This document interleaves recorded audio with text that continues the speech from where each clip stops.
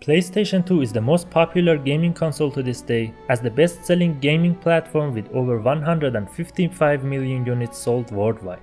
We experienced amazing games on it that took a special place in our hearts, but there are some gems that we accidentally found and no one else has played. These are 5 underrated games of PS2. What's up everyone, it's your friend Old Soul, and here we look at games as forms of art. If you enjoyed, I'd appreciate it if you subscribe and hit the like button. Thank you. Bear in mind that there's no particular order to this list. I talk a little about the story and gameplay of each game, but I won't go deep into it so the video doesn't get too long. Anyway, number 1.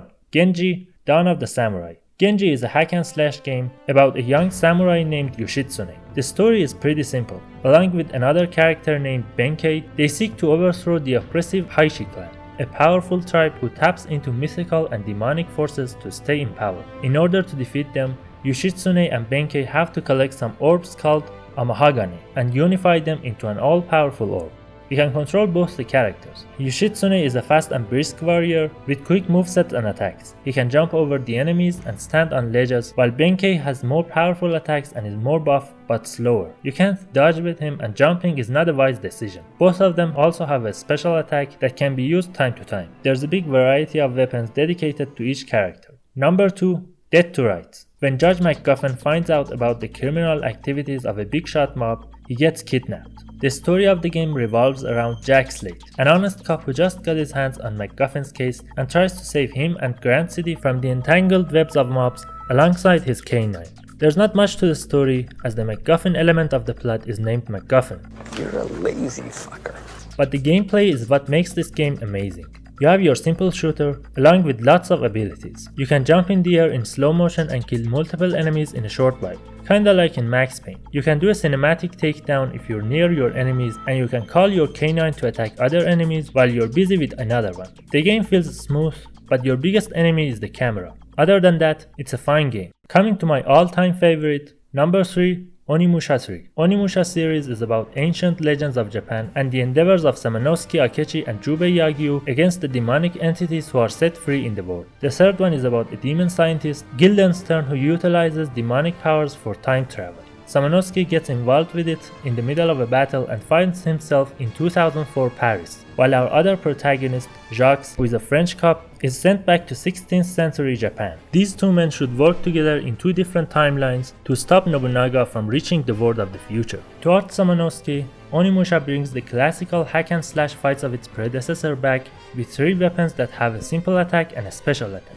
while Jacques uses whips and can employ different tricks on his enemies. Both of them can also enter a powerful Onimusha state from time to time, which makes them invincible and unstoppable. We also have Tinkerbell on our side, and she grabs different items for us. Final Fantasy is one of the most beloved turn-based games, but there's a hidden gem in this genre that many people don't know about. Valkyrie Profile 2 is about a girl named Alicia. Odin has trapped the soul of a disobedient Valkyrie into her body. Sheltering from the burning wrath of Odin, Alicia embarks on a journey to save her kingdom, Dipan. But soon, different events start to alter the course of her journey. The game is so long and I can't explain all that to you even if I wanted to. But trust me, it's really amazing. Check it out for yourself.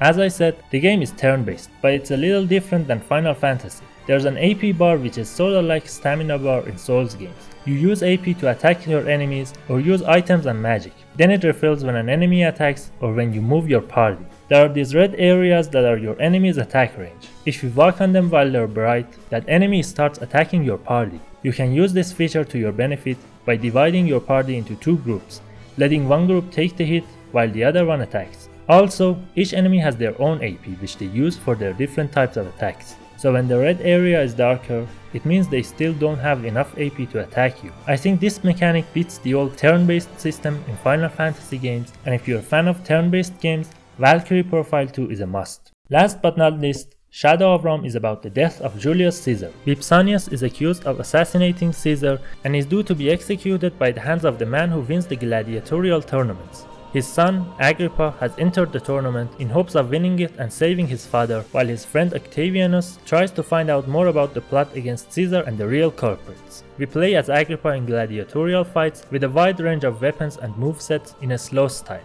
On the other hand, with Octavianus, we do stealth missions, where you can hit the guards unconscious or strangle them and wear their clothes and armor. I talked more about the gameplay in another video, so check it out if you had the time. What other PS2 games you know that deserves more love and attention? Tell me in the comment section. If you enjoyed, hit the like button and subscribe for more. Thank you, and as always, Be safe, friend. Don't you dare go alone.